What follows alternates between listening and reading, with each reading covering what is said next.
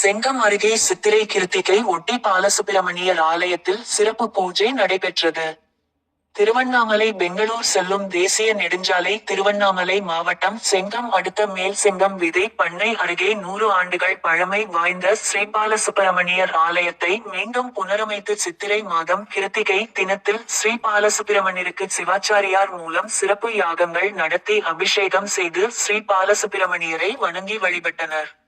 அப்போது அப்பகுதி மக்கள் கோவிலின் வரலாறு பற்றி கூறுகையில், இந்த பாலசுப்பிரமணியர் கோவிலில் திருமண தடை குழந்தை இல்லாதவர்கள் இங்கு வந்து பாலசுப்பிரமணியரை வணங்கி சென்றால் அனைத்தும் நிறைவேறும் என கூறினர். நியூஸ் சங்கமம் சமூக வலைதள செய்திகளுக்காக உங்கள் கே. திருத்தணி.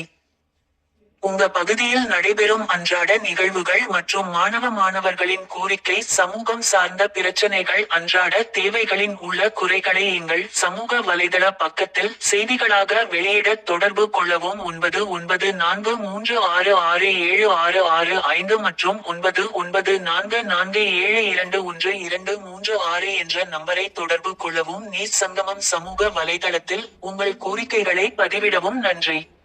மேலும் இது போன்ற செய்திகளை காண நியூஸ் சங்கமம் யூடியூப் சேனலை லைக் பண்ணுங்க, ஷேர் பண்ணுங்க, கமெண்ட் பண்ணுங்க, சப்ஸ்கிரைப் பண்ணுங்க.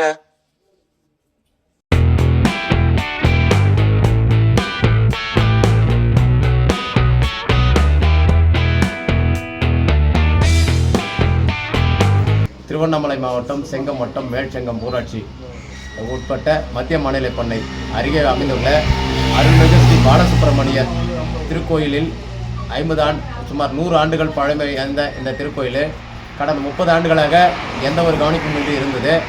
இதை ஒரு 2 பேர் சேர்ந்து இதை புரணம் போலான்னு பண்ணிட்டு இருக்கிறோம். அதே மாதிரி இங்கே திருமண தடை, குழந்தையின்மை, பல்வேறு குடும்ப பிரச்சனைகள், பில்லி சூனியம், இது மாதிரி பிரச்சனைகள் இருக்கிறவங்க இந்த முருகர் கோயிலை வழிபாடு செஞ்சுட்டு போனால் நிவர்த்தி ஆகுன்ற முறையில் நிறைய பேர் வழிபாடு செஞ்சுட்டு போய் நிவர்த்தியாகி இன்றைக்கி கார்த்திகை தினத்தை முன்னிட்டு இந்த கோயிலில் திருவிழா செஞ்சுட்டு போயிருக்கிறாங்க. சுமார் 500க்கும் மேற்பட்டவங்களுக்கு அன்னதானம் நடந்துகிட்டே இருக்குது. இதுக்கு மேலே வேண்டுதல் வச்சு குழந்தை இல்லாதவங்க இல்லை பிரச்சனை திருமணம் தடையாக இருக்கிறவங்க இந்த கோயிலுக்கு வந்துட்டு போனால் திருமணம் நடக்கும் என்பது இந்த கோயில் ஐதீகமாகும்.